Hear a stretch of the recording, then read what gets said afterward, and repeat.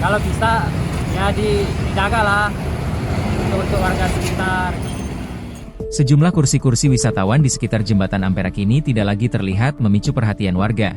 Warga meminta kursi tersebut dipasang kembali, karena keberadaan kursi tersebut sangat penting untuk kenyamanan dan keindahan ikon kota Palembang. Kursi-kursi yang biasa terlihat di sekitar Jembatan Ampera kini tidak lagi tampak.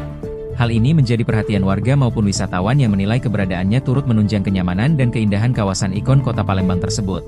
Menurut salah satu warga yang kerap kali melintas di Jembatan Ampera, Zakaria mengatakan kursi tersebut sudah tidak ada pasca insiden sebuah minibus menabrak pembatas jalan Jembatan Ampera beberapa waktu lalu.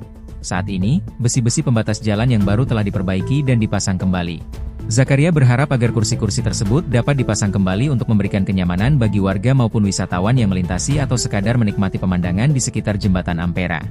Sementara itu, salah satu wisatawan asal Lampung, Hasan menyayangkan kursi yang diduga hilang, karena dapat merusak citra serta keindahan kota Palembang. Sehingga perlu adanya pengawasan baik pihak terkait maupun warga sekitar.